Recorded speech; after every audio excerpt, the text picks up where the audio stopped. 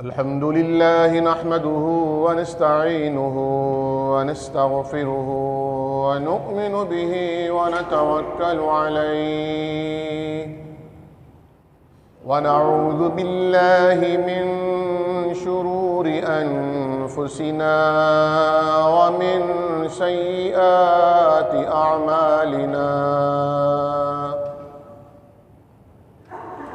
من يهده الله فلا مضل له ومن يضلل فلا هادي له ونشهد أن لا إله إلا الله وحده لا شريك له ونشهد أن محمدًا عبده ورسوله اللهم صل على محمد وعلى آل محمد كما صليت على إبراهيم وعلى آل إبراهيم إنك حميد مجيد اللهم بارك على محمد وعلى آل محمد كما باركت على إبراهيم وعلى آل إبراهيم إنك حميد مجيد أما بعد فإن خير الحديث كتاب الله وخير الهدي هدي محمد صلى الله عليه وسلم وشر الأمور محدثاتها وكل محدثة بدعة وكل بدعة ضلالة وكل ضلالة في النار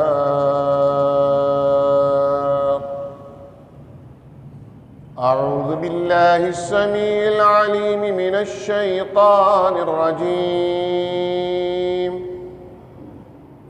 من همزه ونفخه ونفثه ومما رزقناهم ينفقون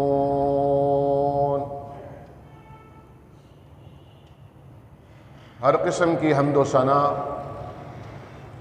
تعریفات، تمجیدات، تقدیسات، تکبیرات اللہ رب العالمین کے لائق اور زیبا ہیں، جو ساری کائنات کا تنہا خالق بھی ہے، تنہا مالک بھی ہے، تنہا رازق بھی ہے، مدبر الامر بھی ہے،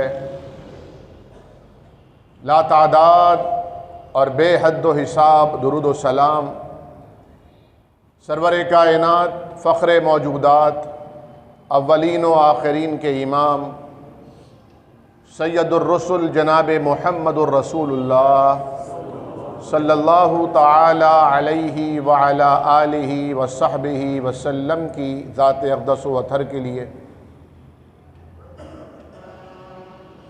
جن کی ذات جتنی اعلیٰ، جتنی بلند، جتنی مثبت، جتنی یقینی اور جتنی پاک باد ہے، اسی طرح ان کی بات بھی، فرمودات بھی، ارشادات بھی، ان کی احادیث مبارکہ اور سنت طیبات بھی اتنی ہی بابرکت، مبارک، حسین، مستحسن، قابل اطاعت و قابل اتباع ہے۔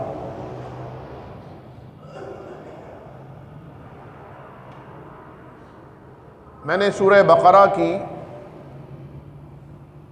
اوائل کی آیات میں سے ایک مختصر سا ٹکڑا خطبہ مسنونہ کے بعد تلاوت کیا، اس میں اللہ رب العالمین نے ہدایت یافتہ لوگوں کی نشانی اور ان کی صفت بیان کرتے ہوئے فرمایا ہے کہ وَمِمَّا رَزَقْنَاهُمْ يُنْفِقُونَ، اس چیز میں سے جو اللہ نے انہیں عطا کی ہے وہ انفاق کرتے ہیں۔ انفاق کا اطلاق خرچ پر ہوتا ہے۔ ایک چیز وہ ہوتی ہے جسے انسان حاصل کرتا ہے، اور دوسری چیز وہ ہوتی ہے جسے وہ خرچ کرتا ہے۔ چونکہ ہم نے جو کچھ بھی ہمارے پاس ہے وہ خود حاصل نہیں کیا، یہ جو جان ہے، زندگی ہے، یہ بھی اللہ تعالیٰ کی عطا ہے۔ جو مال ہمارے پاس ہے وہ ہم کہیں سے لے کر نہیں آئے تھے۔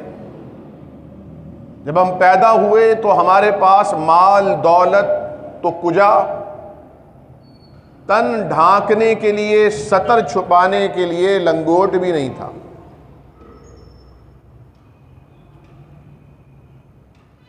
مما رزقناہم، اللہ فرماتا ہے جو ہم نے تمہیں دیا ہے اس سے اللہ والے اور جنت والے اور تقوی والے اور فلاح اور کامیابی حاصل کرنے والے اس میں سے خرچ کرتے ہیں۔ اور اگر یہ مال ہمارا ہوتا جو آج ہماری جیب میں ہے، یا آج ہمارے بینک اکاؤنٹ میں ہے، یا آج ہماری منقولہ اور غیر منقولہ جائیداد میں اس کا شمار ہوتا ہے، اگر یہ ہمارا ہوتا تو ہم اسے ساتھ لے کر جاتے۔ دنیا اس بات پر گواہ اور شاہد ہے کہ سکندر اعظم آدھی سے زائد دنیا پر جس کی حکومت تھی، وہ بھی دنیا سے جب گیا تھا تو کچھ لے کر نہیں گیا تھا۔ اجڑ گیا وہ باغ جس کے لاکھ مالی تھے، سکندر گیا دنیا سے تو دونوں ہاتھ خالی تھے۔ مشہور شعر ہے۔ سکندر نے یہ وصیت کی تھی کہ میرا جنازہ جب اٹھایا جائے تو کفن سے دونوں ہاتھ باہر ایسے نکال کے رکھ دینا، میرے ساتھ مال بھی چلے، وزرائے با تدبیر بھی چلے، محافظین کی سپاہ بھی چلے، اطباء کی ایک فوج بھی چلے، تاکہ دنیا والوں کو میرا جنازہ ایک نصیحت، ایک وعظ اور ایک سبق کے طور پر ملے۔ اس کے پاس علاج معالجے کی کمی نہیں تھی، اس کے پاس محافظوں کی کوئی کمی نہیں تھی، با تدبیر وزراء کی، سمجھدار عقلاء کی کمی نہیں تھی، مال و دولت کی کمی بھی نہیں تھی۔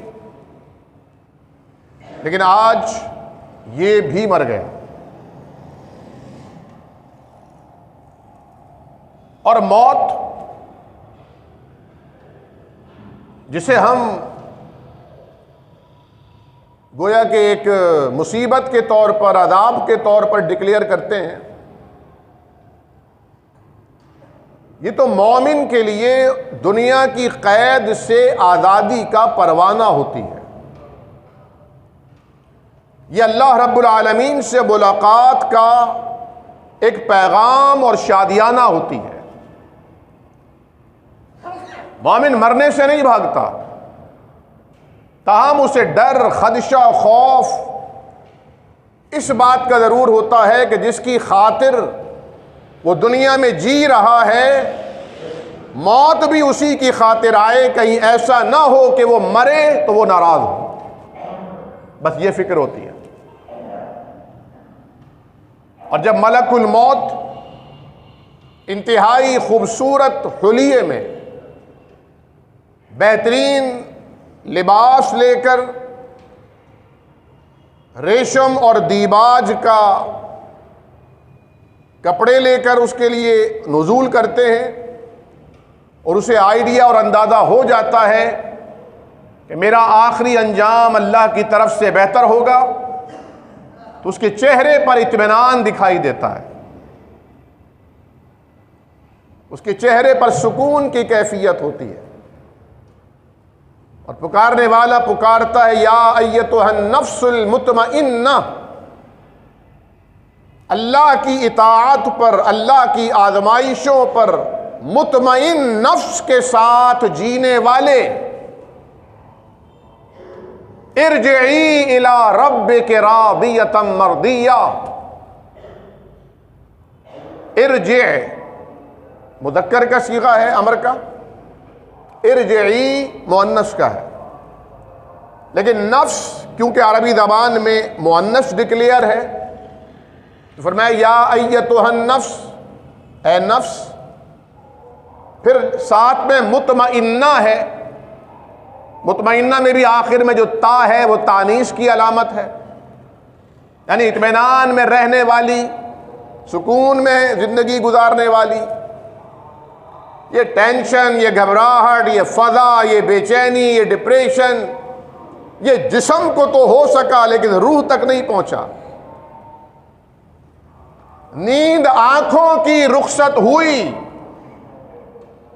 کبھی ایسا بھی ہوا کہ آنکھوں سے دکھائی دینا بند ہوا، لیکن بصارت چلی بھی گئی تو بصیرت کی آنکھیں کھل گئی۔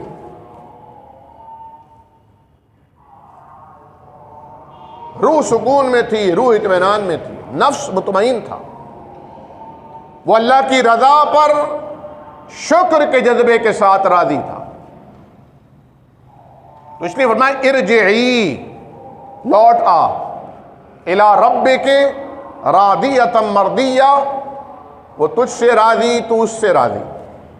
فادخلی فی عبادی، میرے نیک بندوں میں شامل ہو جا، وادخلی جنتی، میری جنت جس کا میں نے وعدہ کر رکھا ہے اس پہ داخل ہو جا۔ صحیح ترغیب کی روایت ہے، نبی کریم صلی اللہ علیہ وسلم نے فرمایا جس طرح تم اپنے بچھڑے ہوئوں کی ملاقات کے لیے مشتاق ہوتے ہو، تمہیں اشتیاق اور شوق ہوتا ہے ملاقات کا، کوئی 10 سال سے اپنی بہن سے نہیں ملا، کوئی 12 سال سے اپنی اولاد سے نہیں ملا، جب پتہ چلے ملاقات کا وقت آیا ہے تو کیا مسکراہٹ اور کیا خوشی ہوگی۔ فرمایا اس سے کئی گنا زیادہ اس میت کو، اس نفس مطمئنہ کو خوشی ہوتی ہے اپنے ان رشتہ داروں سے، ان دوستوں سے، ان مومنین سے ملاقات کی جو اس سے پہلے دنیا سے جا چکے ہیں۔ قرآن کریم کی کتنی پیاری دعا ہے، فرمایا اللہ والے یہ دعا کرتے ہیں ربنا اغفر لنا، پروردگار ہمیں معاف فرما دے، ہمیں بخش دے، وَلِإِخْوَانِنَا الَّذِينَ سَبَقُونَا بِالْإِيمَانِ، اور اللہ ان کی بھی بخشش فرما جو ایمان میں ہم سے سبقت لے گئے، قصہ پارینہ ماضی ہوئے، دنیا والے اب انہیں نہیں جانتے لیکن تیری گڈ بک میں ان کا نام لکھا ہے، سبقونا فی الایمان ولا تجعل فی قلوبنا غلا للذین آمنوا، اور اللہ وہ ماضی کے ہمارے ہیروز، اس میں صحابہ کرام بھی شامل ہیں، تابعین بھی شامل ہیں، تبع تابعین بھی شامل ہیں، انعم اللہ من النبیین والصدیقین والشہداء والصالحین صراط الذین انعمت علیہم، اللہ نے جن جن پر انعام کیا وہ سب اس میں شامل ہیں جو ہم سے پہلے دنیا سے رخصت ہو گئے۔ اللہ ان کے بارے میں ہمارے دلوں میں کوئی میل، کوئی کدورت، کوئی کینہ پیدا نہ کرنا، یہ قرآن کی دعا ہے۔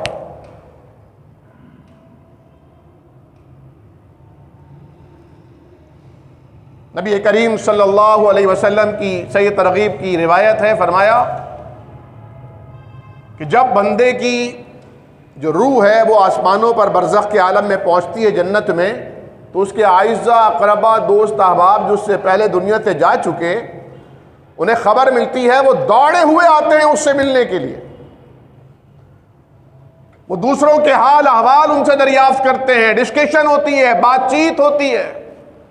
میت انتہائی خوش ہے کہ بچھڑے ہوئوں سے ملاقات ہو رہی ہے، اماں ابا مل رہے ہیں، دادا دادی مل رہے ہیں، نانا نانی مل رہے ہیں، دوست مل رہے ہیں، بھائی بھائی سے مل رہا ہے، کبھی ماں بیٹے سے مل رہی ہے، کبھی بیٹا ماں سے مل رہا ہے۔ تصور کیجئے کیا خوشی کا عالم ہوتا ہوگا۔ فرمایا پھر ایک کہنے والا کہتا ہے، غالباً کوئی فرشتہ وہاں پر مداخلت کرتا ہے، یہ بہت تھکا ہارا آیا ہے، زندگی میں بڑی بھاگ دوڑ کی ہے، اللہ کی اطاعت پر کمر بستہ بھی رہا، آنے والی آزمائشوں پر صبر بھی کرتا رہا، دنیا کی مختلف قسم کی ترغیبات سے بھی اپنے آپ کو روکتا رہا، کبھی اپنی آل کا برا بنا، کبھی اولاد کی نگاہوں میں کھٹکنے لگا، کبھی دوستوں کی نگاہوں میں نکو ٹھہرا، کبھی پارٹنر کی نظروں میں ملا بنایا گیا، کبھی محلے اور دوستوں اور برادری اور خاندان میں نکما مشہور ہوا، لیکن میری اطاعت پر جمع رہا، میرے احکامات کی راہ پر ڈٹا رہا، میرے اوامر پر عمل کرتا رہا، میری نواہی پر رکتا رہا۔ فرشتہ کہتا ہے اسے آرام کر لینے دو، بڑا تھکا ہارا آیا ہے۔ اور ایک روایت میں آتا ہے جب میت کا سوال جواب ہو جاتا ہے،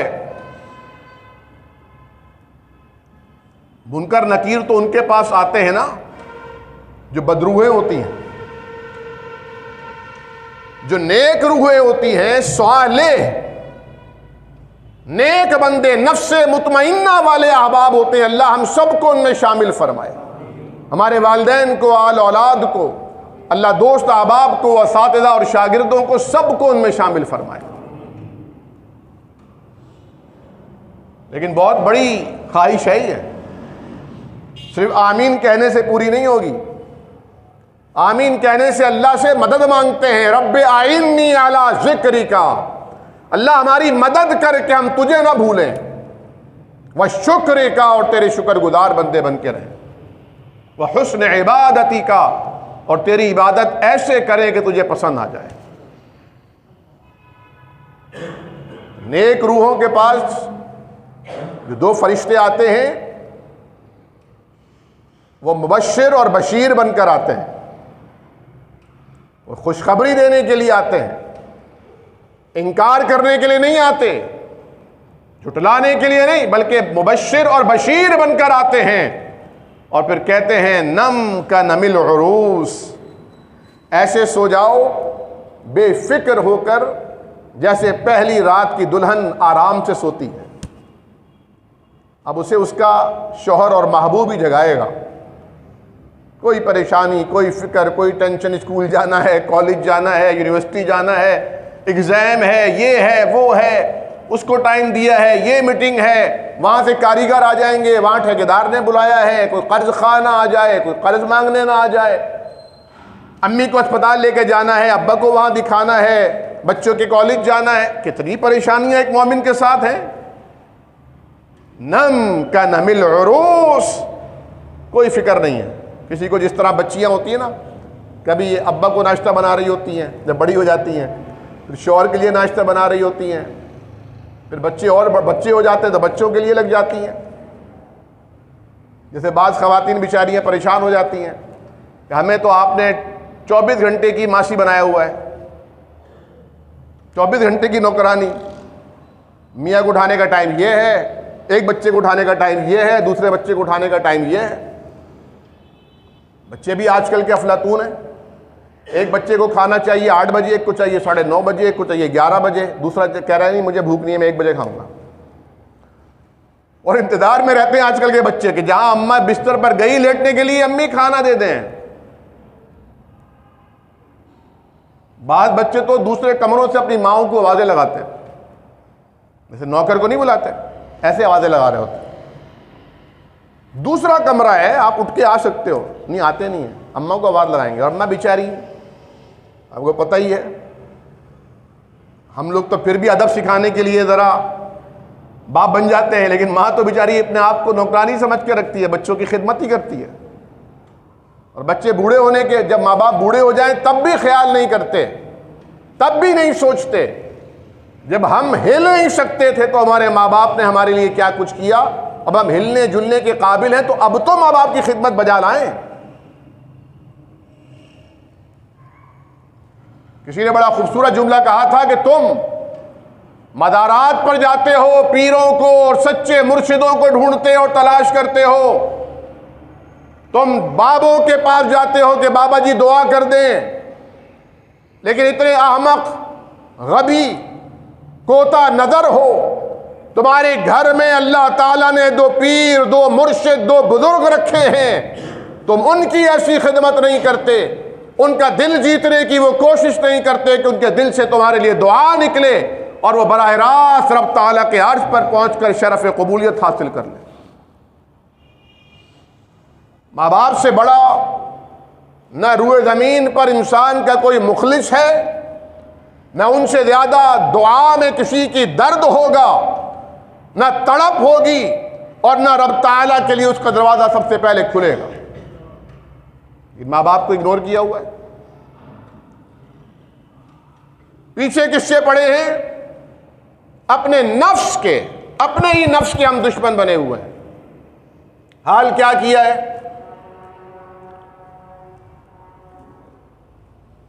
جاگ رہے ہیں نا, نیند تو نہیں آئی؟ پکی بات ہے, سن رہے ہو نا؟ سنو بھائی سنو. دیکھیں نفس کی 3 کیفیات ہیں. اگر نفس مطمئن نہیں ہوگا تو مطمئن سے پہلے نفس لوامہ بھی ہے, تو چلو گنجائش ہے کہ یہ آپ کی زندگی جس ڈھب پر گزر رہی ہے آپ کو ملامت تو کر رہا ہے نا. اور اگر اس ڈھب پر بھی نہیں تو پھر نفس کی وہ کیفیت ہے کہ نفس آپ کا مالک, آپ کا آقا بن کر آپ کو اپنی سواری بنایا ہوا ہے. نفس امارہ کی کیفیت کہ ان النفس لامارۃ بالسوء, نفس کا ایک ہی کام رہ گیا, آپ کو برائی کی تلقین کرنی ہے, آپ کو برائی پر ابھارنا ہے, آپ کو بدی کے راستے پر لے کر جانا ہے, آپ کو ایک منہ زور جانور بنا دینا ہے. آپ کسی کی بات برداشت نہیں کریں گے, آپ کسی کی بات نظر انداز اور اگنور نہیں کریں گے, چاہے وہ کوئی بھی ہو, ماں ہو, باپ ہو, استاد ہو, سینئر ہو, کوئی ہو, بزرگ ہو, کوئی ہو. آپ کے منہ میں زبان ہے, آپ زبان سے تڑ تڑ جواب دیں گے. آپ کی وہ عزت کریں گے تو آپ عزت کریں گے, وہ سیدھی طرح بات کریں گے تو آپ سیدھی طرح رپلائی دیں گے. رد عمل کی نفسیات ہے یہ کہ اگر ماں باپ بھی, استاد بھی, بزرگ بھی, غریب اور مجبور بھی, کمزور بھی اگر آپ سے غلط انداز میں بات کرے گا تو آپ اس سے زیادہ غلط انداز میں رپلائی دیں گے. یہ وہ کیفیت ہے جو نفس امارہ ہے, جو مطمئن نفس نہیں. اور نفس مطمئن کیسے ہوگا؟ جب آپ اللہ تعالیٰ سے قناعت مانگیں گے. قناعت کسے کہتے ہیں؟ قناعت کہتے ہیں کہ بندہ یہ سمجھے کہ اللہ نے مجھے جو عطا کیا ہے مجھے اس سے زیادہ میں ڈیزرو کرتا تھا. بندہ یہ سمجھے مجھے جو اللہ نے عطا کیا ہے میں اس سے زیادہ ڈیزرو کرتا تھا, لیکن اللہ نے مجھے اتنا سا دیا ہے, چاہیے مجھے اتنا تھا لیکن اللہ نے اتنا دیا تو میں اس پر راضی ہوں, اس پر شاکر ہوں, اس پر شکر گزار ہوں. قناعت اسے کہتے ہیں. تھوڑے پر مطمئن ہونا قناعت ہے. لیکن آج کیا حاجی اور کیا نمازی, کیا شیخ اور کیا مرید, کیا استاد اور کیا شاگرد, ہر ایک کی ایک بے چینی کی زندگی. سکون نام کو نہیں ہے, اطمینان نام کو نہیں ہے, ایک بے چینی کی زندگی ہے, بھاگ دوڑ ہے, کولو کے بیل بن کر دنیا دنیا دنیا, اس سے زیادہ کچھ نہیں. نگاہیں اتنی کمزور ہیں کہ آگے نظر ہی کچھ نہیں آتا, اتنی دھند ہے خواہشات کی, اتنا فوق ہے تمناؤں اور آرزوؤں کا, آگے کیا ہونے والا ہے, کیا دن آنے والا ہے معلوم ہی نہیں ہوتا, دھیان ہی نہیں جاتا. کسی کے پاس اگر بائک ہے وہ اس پر مطمئن نہیں ہے. مطمئن نہیں ہے، قناعت نہیں ہے. قناعت ہوتی تو مطمئن ہوتا. قناعت نہیں، اطمینان نہیں. اطمینان نہیں تو بے چینی ہے، اور بے چینی ہے تو ڈپریشن ہے، انزائٹی ہے. اور کس بلا کا نام ہے یہ انزائٹی؟ انزائٹی کو گھبراہٹ کہتے ہیں. ڈپریشن کا جو پرائمری سٹیج ہے وہ بے چینی ہے. اس پر پوری سیریز بیان کی جا سکتی ہیں، اس کی کائنڈز پر، اس کی اقسام پر، اس کی شاخوں پر، لیکن بنیاد اس کی بے چینی ہے، اضطراب ہے. کسی کے پاس گاڑی آ گئی، اطمینان مل گیا، مطمئن ہو جائے گا، سکون میں آ جائے گا؟ نہیں، اس سے اچھی گاڑی چاہیے، اس سے اچھی. اچھا، اس سے بھی اچھی گاڑی مل جائے پھر اطمینان آ جائے گا، پھر قناعت مل جائے گی، سکون ہو جائے گا؟ نہیں، پھر اس سے اچھی گاڑی چاہیے. نبی کریم صلی اللہ علیہ وسلم نے فرمایا انسان کی عمر بڑھتی جاتی ہے اور خواہشات بھی بڑھتی جاتی ہیں، یہاں تک کہ خواہشات تو پوری نہیں ہوتی، یہاں تک کہ الہاکم التکاثر حتی زرتم المقابر، تمہیں ہلاک کر دیا التکاثر، کثرت کی ہوس نے. جس کے پاس ایک بھی پلاٹ نہیں ہے نا، اس کی خواہش یہی ہے کہ ایک پلاٹ مل جائے مجھے، 80 گز کا مل جائے، 60 گز کا مل جائے، ایک پلاٹ مل جائے، بس ایک پلاٹ لے لوں. اگر اللہ نے اسے ایک دلا دیا ہے تو اس کی خواہش ہے دوسرا بھی مجھے ملنا چاہیے. یار کہیں سے کوئی پلاٹ ہو ذرا بتانا، قسطوں پہ لے لوں میں. وہ مل جائے تو اب خواہش ہے 1000 گز کے پلاٹ کی. ہاں، دین کے معاملات میں آپ یہ خواہش کریں، کسی کو آپ اللہ کی راہ میں خرچ کرتا ہوا دیکھیں، آپ کے اندر یہ خواہش پیدا ہو کہ اللہ کریم تو مجھے بھی اتنا حق حلال کا پیسہ دے کہ میں تیری راہ میں اس طرح خرچ کروں، اس طرح غریبوں کے گھروں میں راشن ڈلواؤں، اس طرح غریبوں کی شادیاں کرواؤں، اس طرح مسکینوں کی داد رسی کروں. یہ بہت اچھی خواہش ہے. چاہے یہ خواہش شرمندہ تعبیر ہو نہ ہو، آپ کو اجر مل جائے گا، نیت کرنے پر ثواب ملے گا. چاہے خواہش پوری کی نہیں کی، ثواب ضرور ملے گا. اور اگر کر دی تو آپ کے مزے آ گئے، آپ کے بعد مال بھی آ گیا اور اللہ تعالیٰ کی توفیق بھی آئی، آپ نے وہ دوسرا درجہ بھی ثواب کا حاصل کر لیا. کل ہمارے ایک دوست سے بات ہو رہی تھی، انہوں نے کہا کہ والدہ کے ساتھ حج پر گیا تھا اور والدہ نے جب تھوڑے سے ہم نے کھجوریں وجوریں خریدی وہاں پر، اور پھر ہم نے وہاں باٹی رمضان کے اندر روزے داروں کے اندر کھجور سے روزہ کھول لیں، ثواب ملے گا حرم میں. تو والدہ نے دعا دی کہ بیٹا اللہ تجھے ایسا مال دے، اللہ تجھے ایسی دولت دے کہ تو کینٹینر کے کینٹینر اللہ کی راہ میں کھجوروں کے بانٹے.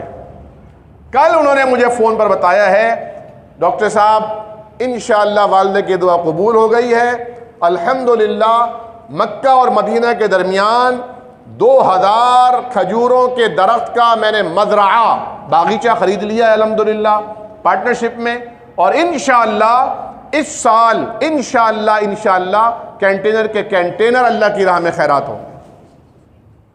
نیت اچھی تھی، ماں کی دعا تھی، قبول ہو گئی دنیا کے سامنے.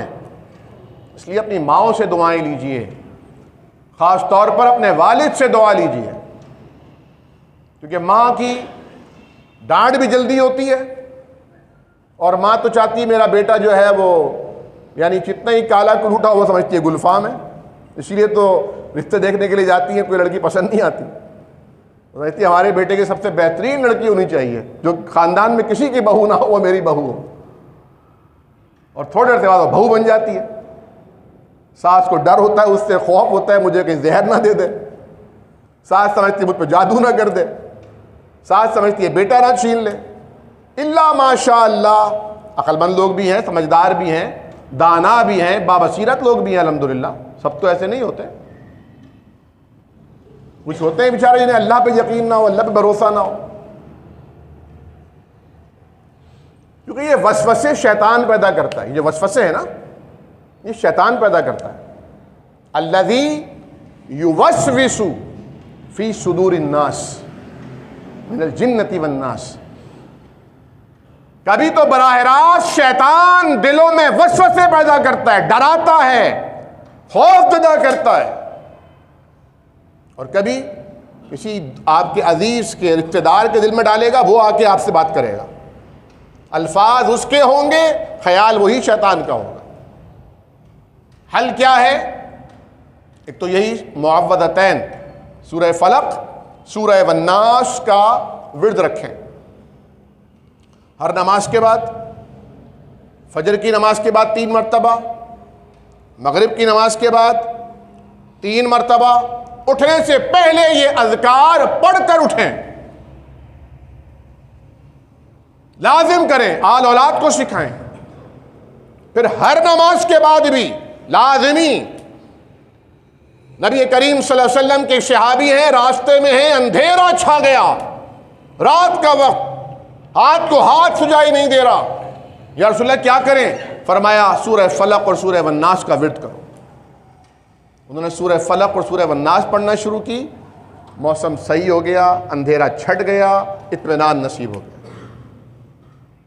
ہم نے اصل میں قرآن کو وہ مقام نہیں دیا جو اس کا اصل مقام ہے. ہم نے سمجھا نہیں ہے، ہم نے جانا نہیں ہے، ہمیں معلوم ہی نہیں ہے، توجہ ہی نہیں ہے ہماری، اس لیے یقین نہیں ہے ہمارا، اللہ کے کلام پر یقین نہیں ہے.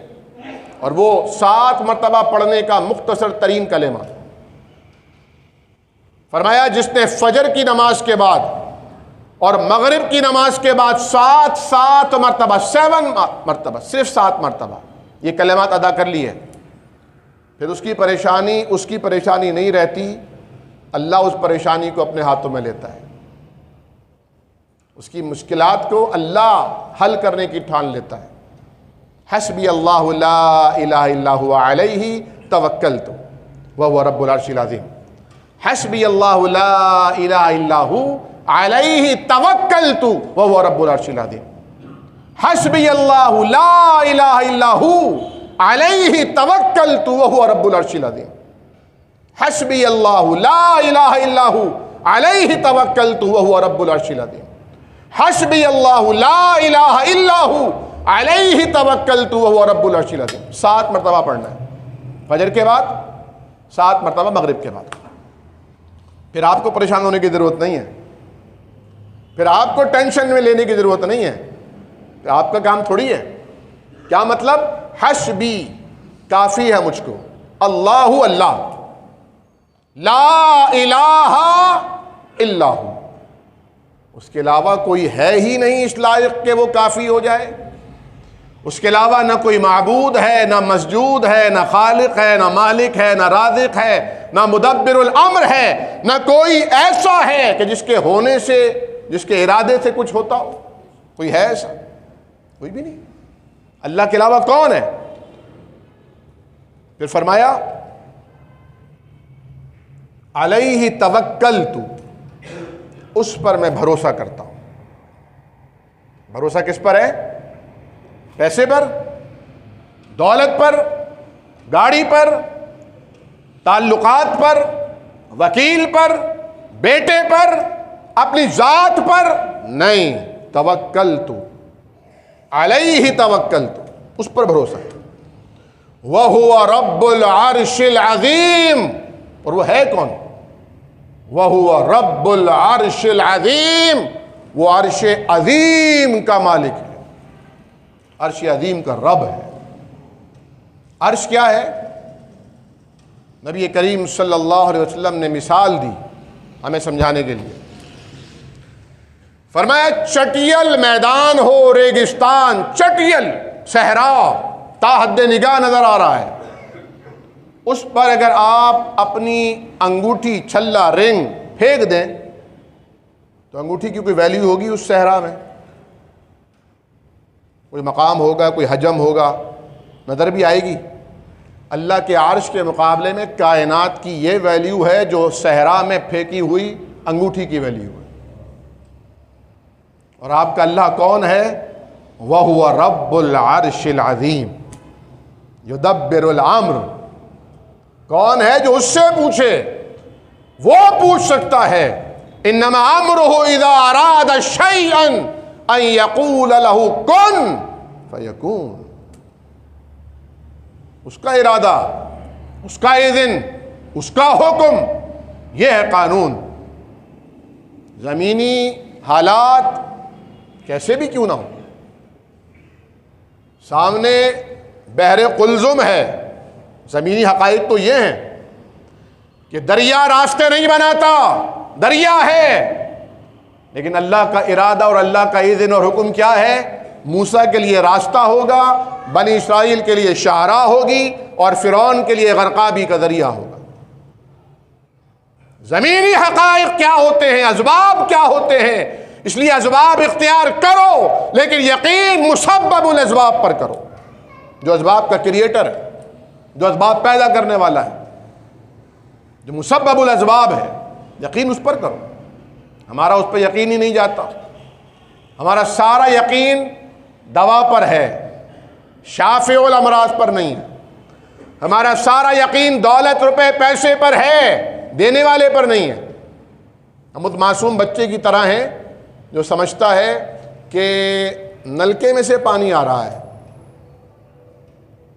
نلکے میں سے کب پانی آ رہا ہے بیٹا؟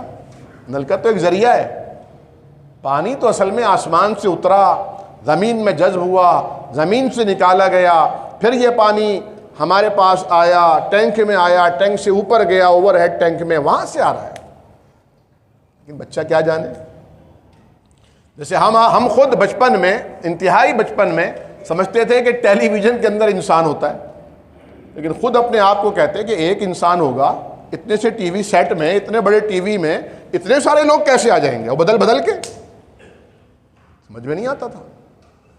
پھر تار سے آ رہا ہے کنیکشن، اب تو وہ زمانہ ہے کہ تار بھی ختم ہو گیا، اور آنے والے دور میں تو آپ کو موبائل فون رکھنے کی ضرورت ہی نہیں ہوگی۔ یہ موبائل فون تھوڑی ضروری ہوگا آپ کے پاس۔ میرے چھوٹے بھائی کے بعد ایک چشمہ ہے، امریکہ سے اس نے منگوایا ہے، تو وہ موبائل کہیں بھی رکھا وہ چشمے سے بات چیت کر رہا ہوتا ہے، جہاں بیٹھ جائے وہاں کی ویڈیو بنا رہا ہوتا ہے چشمے سے۔ ٹیکنالوجی ترقی کر رہی ہے، تو ہمارا ایمان اللہ کی ذات پر کم ہے، آلات، وسائل، ذرائع، اسباب پر زیادہ ہے۔ اللہ پر ہوتا تو توکل اللہ پر کرتے، بھروسہ اللہ پہ کرتے، دعائیں اللہ سے کرتے، رشتہ تعلق اللہ سے جوڑتے، لیکن نہیں جوڑتے۔ کیوں؟ یار کیا بات کر رہے ہو مولوی صاحب، یار حد کر دی یار۔ بعض لوگ یہی سوچتے ہیں، بعض لوگوں کو سمجھ میں نہیں آتا، جب تک آپ اترتے نہیں ہیں کسی تالاب میں تب تک تیرنا نہیں سیکھ سکتے۔ باہر بیٹھ کر کتنے ہی آپ کو لیکچر دے دیے جائیں، جب تک پریکٹیکل میں نہیں آئیں گے آپ تیرنا نہیں سیکھ سکتے۔ بائیں نہیں اسی طرح، جب تک آپ اللہ کے قریب نہیں ہوں گے، جب تک اللہ رب العالمین کی یاد کو اپنی روح میں نہیں اتاریں گے، اللہ تعالیٰ کی ساری قدرتوں کا، اللہ تعالیٰ کی معرفت کا ایک نقطہ بھی ہمارے ذہنوں میں نہیں آئے گا۔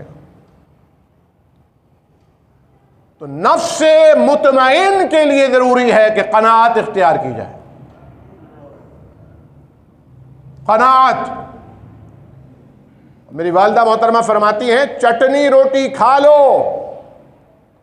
موٹا جھوٹا پہن لو، لیکن قرض ادھار کے بوجھ اپنے کاندھوں پہ نہ ڈالو۔ آج تو میرا خیال ہے یہاں مجھ سے لے کر وہ آخری بندہ جو بیٹھا ہوا ہے نا، اس تک ہر بندہ قرض میں ڈوبا ہوا ہے۔ اور آپ میں سے اگر کوئی کھڑا ہو اور بولے نہیں جی مولوی صاحب کیا بات کر رہے ہیں، میرے پر کوئی قرضہ نہیں ہے، تو آپ کو IMF بتائے گا بیٹا آپ پہ کتنا قرضہ ہے، آپ پہ کیا، آپ کے دنیا میں آنے والے بچے پر، بھائی پر، بہن پر، سب پہ قرضہ ہے، پوری قوم مقروض ہے۔ لیکن مسئلہ یہ ہے کہ ہر ایک نے اپنی قبر میں اکیلے جانا ہے، اور ہر ایک نے اللہ کے دربار میں اکیلا کھڑا ہونا ہے۔ جواب بھی تو اکیلا ہی دینا ہے نا۔ تو وہاں تو یہ کہہ کے مطمئن نہیں ہوں گے نا کہ فلاں حکمران نے قرضہ لے لیا تھا، حالات ایسے تھے، صورتحال ایسی تھی، کاروبار نہیں تھا، کیا کرتے؟ اللہ اکبر۔ نبی کریم صلی اللہ علیہ وسلم نے معمول بنایا تھا کہ جب کوئی جنازہ آپ کے پاس آتا تو آپ پوچھتے کہ حل علیہ دین، اس پہ کوئی قرضہ تو نہیں ہے؟ اگر کہا جاتا کہ قرضہ ہے اس پر میت پر، تو آپ اپنے دل پر سوچیں کیا رحمت اللہ عالمین کی کیفیت ہوتی ہوگی کہ اپنا صحابی ہے اور وہ رحمت اللہ عالمین فرمائے میں اس کا جنازہ نہیں پڑھاؤں گا، تم اپنے بھائی کا جنازہ پڑھ لو۔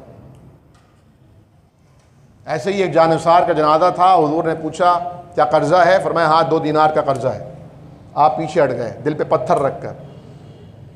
ایک صحابی آگے بڑھے، یا رسول اللہ جنازہ پڑھائیے بھائی کا، قرضہ میں ادا کروں گا اس کی طرف سے، مجھ پر آ گیا قرضہ۔ میں قرضہ ادا کر دو گے؟ جی جی یا رسول اللہ، بے فکر ہو جائیں۔ جنازہ پڑھا دیا۔ اسی دن عصر کے بعد حضور نے پوچھا قرضہ ادا ہو گیا؟ یا رسول اللہ میرے ذہن سے نکل گیا، میں قرضہ ادا کروں۔ اگلے دن پھر پوچھا، اللہ کے حبیب 1 دینار باقی ہے۔ اگلے دن پھر حضور نے پوچھا قرضہ ادا ہو گیا اس کا؟ رسول اللہ آج قرضہ ادا ہوا ہے، فرمایا آج ہی اس کی روح جنت میں داخل ہوئی ہے۔ نفس المؤمن معلقۃ بدینہ حتی یقضی عنہ، فرمایا کتنا نیک کیوں نہ ہو، کتنا دیندار کیوں نہ ہو، فرائض واجبات سنن نوافل سب ادا کیے، لیکن قرضوں کے بوجھ کے ساتھ مر گیا، اس وقت تک وہ نیکوکار بھی جنت میں نہیں جائے گا جب تک اس کی طرف سے قرضہ ادا نہ کر دیا جائے۔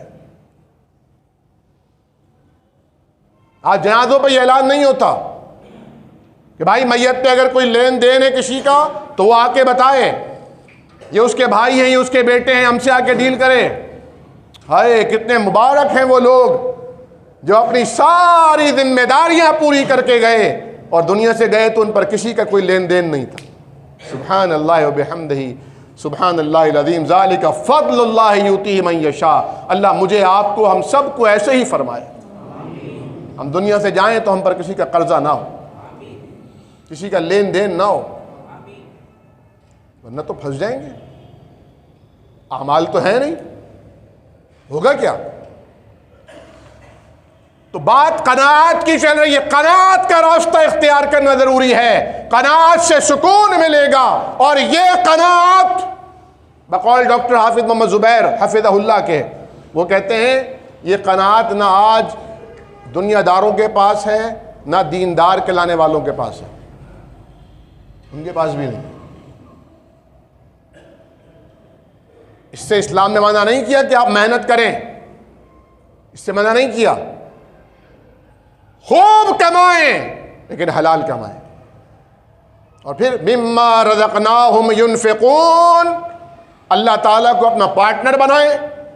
اللہ تو نے رزق دیا ہے، میں تیری راہ میں خرچ کر رہا ہوں، صلاحیت تو نے دی، صلاحیت کا تیری راہ میں استعمال کر رہا ہوں، تعلقات تو نے بنائے، تعلقات تیری راہ میں لگا رہا ہوں، دوستیاں تیری راہ میں لگا رہا ہوں، آل اولاد گھر بار تیری راہ میں لگا رہا ہوں۔ ہمارے کتنے دوست احباب یہاں بیٹھے ہیں جن کے اپنے گھر ہیں، الحمدللہ، اللہ سب کو اپنا گھر دے، کشادہ گھر دے۔ یہ انسان کی خوشبختی کی علامات میں سے ہے کہ اچھی بیوی ملے، اچھی سواری ہو اور کشادہ گھر ہو، یہ خوشبختی کی علامات میں سے ہے۔ یہ منع نہیں ہے اسلام کے اندر، لیکن حلال سے ہو، رزق حلال ہو۔ نہیں ہے نصیب میں تو قناعت ہو، مطمئن ہو کہ اللہ میں اپنی نظر میں ڈیزرو تو کر رہا ہوں، لیکن تو نے نہیں تو سبحان تو ہے نا، تیرے فیصلے نقص سے پاک ہیں، میں مطمئن ہوں۔ رضیت باللہ ربا وبالاسلام دینا وبمحمد صلی اللہ علیہ وسلم نبیا، میں اللہ سے راضی ہوں کہ اللہ میرا رب ہے، اس کے سارے فیصلے رضامندی سے قبول کرتا ہوں۔ وبالاسلام دینا، دین کے سارے احکام قبول کرتا ہوں، رضامندی کے ساتھ، مجبوراً نہیں، جبر کے ساتھ نہیں، اکراہ کے ساتھ نہیں، رضامندی کے ساتھ، شوق سے۔ وبی محمد صلی اللہ علیہ وسلم نبیّا، اور میں نے اللہ کے نبی کو محمد کو صلی اللہ علیہ وسلم کو اللہ کا نبی پیغمبر رسول دل کی رضامندی سے مان لیا ہے۔ آپ سے بڑا کوئی خیر خواہ نہیں ہے، آپ مجسم رحمت ہیں، آپ کا ہر حکم ہمارے لیے رحمت ہے۔ اپنے گھر میں کبھی مہینے میں، 2 مہینے میں، 3 مہینے میں، کوئی سال میں کوئی درس قرآنی رکھ لو، چھوٹی سی کوئی محفل درس قرآن کی، درس حدیث کی، نہیں بلاتے کسی کو، خود ہی لے کے بیٹھ جاؤ۔ یہ تو روزانہ بھی کر سکتے ہو۔ اپنے بال بچوں کو اکٹھا کیا، کسی ایک بچے سے کہا بیٹا یہ آیت پڑھو، ایک بچے سے کہا بیٹا آپ ترجمہ کیجئے، ایک بچے سے کہا بیٹا آپ حاشیہ پڑھ دیجئے اس کا۔ مشکل ہے؟ ناممکن ہے؟ اللہ کی برکتیں اتریں گی، اللہ کی رحمتیں اتریں گی۔ کوئی رشتہ دار ہے نماز نہیں پڑھتا، آپ نے کہا بیٹا میں کل آپ کو بلانا چاہ رہا ہوں بیٹا کھانے پر، آپ آ جائیں، وہ آ گیا، آپ نے بٹھا کر کھانا بھی کھلا دیا، نماز پہ ایک لیکچر بھی دے دیا۔ خود نہیں دے سکتے، کسی کو بلا لیا، مولوی صاحب یہ میرا بھائی ہے، نماز میں ذرا کچا ہے، اس کو نماز کی تلقین کیجیے، اس کو بتائیے نماز کتنی اہم ترین چیز ہے۔ پہلا سوال نماز کے بارے میں ہوگا، جہنم میں لے جانے کی سب سے بڑی وجہ نماز نہ پڑھنا ہو، اس کو بتائیے۔ یار کوشش تو کرو، اپنے دنیا میں ہونے کا ثبوت تو دو، پتہ تو چلے تم زندوں میں ہو۔ تم میں، ہم میں اور مردوں میں فرق کیا ہے؟ کیا فرق ہے؟ وہ بھی کچھ نہیں کر رہے، ہم بھی کچھ نہیں کر رہے۔ اس کے لیے آئے ہیں، جس مقصد کے لیے آئے ہیں اس مقصد کی تکمیل کی راہ میں تو لگے۔ اور قناعت کے لیے ایک بہترین نسخہ قرآن نے بیان کیا۔ قرآن نے کہا وَلَا تَمُدَّنَّ، ہرگز نہ اٹھائیے گا، نہ پھیریے گا، عَيْنَيْكَ، اپنی نظروں کو، اپنی نگاہوں کو، کہاں؟ إِلَى مَا مَتَّعْنَا بِهِ أَزْوَاجًا مِّنْهُمْ ظَاهِرَةَ الْحَيَاةِ الدُّنْيَا، فرمایا اپنی آنکھوں کو ان لوگوں کی طرف اٹھانا بھی نہیں جن لوگوں کو ہم نے دنیا کی نعمتیں عطا کی ہیں، دیکھنا بھی نہیں ان کو۔ یہ مت سمجھو کہ انہیں اگر دنیا کی نعمتیں ملی ہیں، کیونکہ ہمارا جو نوجوان طبقہ ہے نا، اس کے اس وقت ڈپریشن کی، یاسیت کی، اداسی کی، غصے کی سب سے بڑی وجہ وہ موبائل فون اور اس پر مختلف دبئی کی اور امریکہ کی، لندن کی اور پاکستان کے وہ رچ انتہائی امیر ترین جو مالز ہیں، وہاں کی شاپنگ ایریاز ہیں، ونڈو شاپنگ کو بھی اس میں شامل کر سکتے ہیں، اور وہ یوٹیوبرز ہیں، ولاگرز ہیں جو وہاں جاتے ہیں اور پھر وہ وہاں پر دیکھتے ہیں، کھاتے ہیں بڑے بڑے ہوٹلز کے اندر۔ یہ سب دیکھ کر ہمارا نوجوان طبقہ، ٹین ایجرز ڈپریشن کا شکار ہو رہا ہے۔ قرآن نے 1450 سال پہلے علاج بتایا تھا، فرمایا وَلَا تَمُدَّنَّ عَيْنَيْكَ إِلَىٰ مَا مَتَّعْنَا بِهِ أَزْوَاجًا مِّنْهُمْ ظَاهِرَةَ الْحَيَاةِ الدُّنْيَا، انہیں دنیا کی جو ظاہری زینت، دنیا کی خوبصورتی عطا کی گئی ہے، ان کی طرف نگاہ بھی نہ اٹھانا۔ یہ تو اس لیے لِنَفْتِنَهُمْ فِيهِ، تاکہ ہم انہیں آزمائیں۔ یہ تو فتنہ دیے پھر ڈالا ہے ہم نے ان کو، یہ کوئی نعمت نہیں ہے، انعام نہیں ہے۔ فرمایا وَرِزْقُ رَبِّكَ خَيْرٌ وَأَبْقَىٰ، جو تیرے رب کا رزق ہے نا، تیرے رب کا رزق جو اللہ نے تیرے لیے رکھا ہے، خیر و ابقا، وہ بہترین بھی ہے اور ہمیشہ باقی رہنے والا بھی ہے۔ ایمان کی دولت ان کے پاس ہے، حیا کی دولت ان کے پاس ہے، حلال کی چاشنی انہیں نصیب ہے۔ اگر یہ حیا کی چادر آپ کی بیٹیوں نے اوڑھ رکھی ہے، اگر آپ کی بیوی پاک باز ہے، آپ کے علاوہ اس کے جسم کو کسی نے چھوا نہیں ہے، اور آپ بھی پاک باز ہیں، اس سے بڑی کوئی نعمت ہے؟ کوئی نعمت ہے اس سے بڑی؟ ذرا ایک بزرگ نے اپنے شاگرد نے کہا استاد جی مجھ سے کوئی شادی نہیں کرتا، میرے پاس پیسے نہیں. کہا تو تو اتنا بڑا عالم ہے، اتنا اچھا تجھے سبق یاد ہوتا ہے بیٹا، چل میں تجھ سے شادی کراتا ہوں اپنی بیٹی کی، لیکن 3 عیوب ہیں اس میں، قبول کر لے گا؟ کہا کیا؟ کہا ایک تو اندھی ہے، گونگی ہے، بہری اور لنگڑی ہے. گونگی بہری بھی، اندھی بھی اور لنگڑی بھی. اگر تجھے اعتراض نہ ہو. نے سوچا تو صحیح، لیکن کہا اتنے بڑے استاذ کی دامادی، اتنے بڑے شیخ کی دامادی. کہا استاد جی منظور ہے، آپ کو انکار نہیں کر سکتا. نکاح کرا دیا، ہاتھ پکڑے کہا بیٹا یہ گھر ہے، جاؤ اندر میری بیٹی ہے. اندر گئے تو دیکھا کوئی اور ہے. اس نے سلام کے تو نے جواب دیا وعلیکم السلام ورحمۃ اللہ وبرکاتہ. مطلب سنتی بھی ہے اور بولتی بھی ہے. اس نے کہا میں غلط کمرے میں آ گیا. نیک تھا نا، غلط کمرے میں آ گیا. باہر جانے کے لیے پلٹا تو وہ دوڑتی ہوئی آئی اور پکڑ لیا. کہاں جا رہے ہیں حضور؟ آپ بھی جو تو میرا نکاح ہوا ہے، کہاں جا رہے ہیں؟ مطلب لنگڑی بھی نہیں ہے، اندھی بھی نہیں. کہا اب تو اور شبہ ہو گیا کہ آپ میری بیوی نہیں ہیں، کیونکہ استاد جی کی بات غلط نہیں ہو سکتی، استاد جی جھوٹ نہیں بول سکتے. استاد جی نے کہا تھا کہ ان کی بیٹی لنگڑی بھی ہے، اندھی اور گونگی بہری بھی، آپ میں تو کوئی ایسا نقص نہیں ہے. اس نے کہا ابا جان نے آپ کو یہ کہا ہوگا کہ لنگڑی ہے کہ گھر سے باہر قدم نہیں نکالا،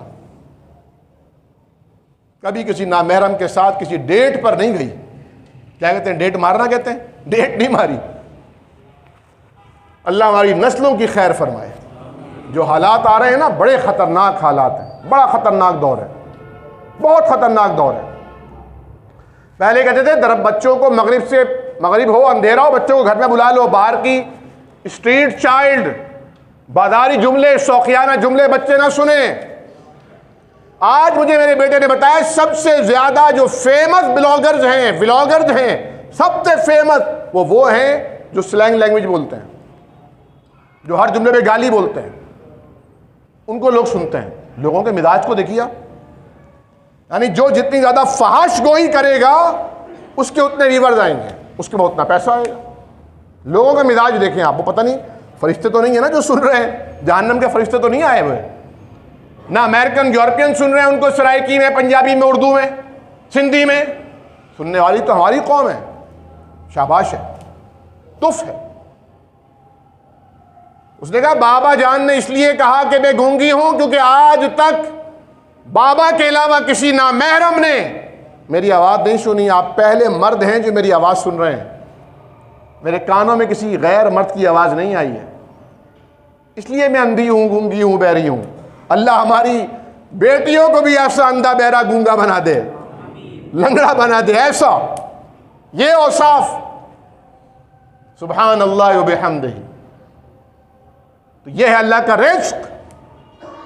آپ کی اولاد اگر نمازی ہے، پرہیزگار ہے، رمضان میں روزے رکھ رہی ہے، وہ حرام کے لیے، حرام کے راستوں کے لیے بے چین نہیں، آپ کے ساتھ قدم سے قدم ملا کر اللہ کی دعا کی قبولیت بن کر کہ ربنا ہب لنا من ازواجنا وذریاتنا قرۃ اعین، آپ کی آنکھوں کی ٹھنڈک بن کے اطاعت الہی کا سامان کر رہی ہے، تو یہ اللہ کا رزق ہے. ہر سانس اللہ کا رزق ہے، دل کی ہر دھڑکن اللہ کا رزق ہے، ہر لمحے سیلز کا ٹوٹنا اور بننا اللہ کی نعمت اور اللہ کا رزق ہے. وَرِزْقُ رَبِّكَ خَيْرٌ وَأَبْقَىٰ. اور سب سے بڑھ کر اللہ کی جو معافی ہے، اللہ کی جو مغفرت ہے، اللہ کی جو جنت ہے، اس کے تو پھر کہنے ہی کیا ہے. فرمایا وَأْمُرْ أَهْلَكَ بِالصَّلَاةِ، اپنی اہل کو، اپنے گھر والوں کو، آل اولاد کو نماز کا حکم کرو. وَاسْتَبِرْ عَلَيْهَا، خود بھی اس پر جمے رہو. لا نسألک رزقا، ہم تم سے رزق نہیں مانگتے. اللہ کہہ رہا ہے لا نسألک رزقا، ہم تم سے رزق نہیں مانگتے. نحن نرزقک، رزق کی ذمہ داری ہماری ہے، ہم تمہیں رزق دیں گے. والعاقبہ للتقوی، اور انجام کار متقین کے لیے، پرہیزگاروں کے لیے ہے. پرہیزگار کون ہے؟ جو اللہ کی خاطر گناہوں سے بچتے ہیں، اللہ کی خاطر اللہ کے حرام کردہ امور سے رکتے ہیں، اللہ کی خاطر اطاعت کا نظام بجا لانے کی کوشش کرتے ہیں۔ اللہ مجھے، میرے والدین کو، آل اولاد کو، دوستوں کو، اساتذہ کو، شاگردوں کو، سب کو، ہم سب کو ان میں شامل فرمائے۔ اقول قولی ھذا استغفر اللہ لی ولکم ولسائر المسلمین۔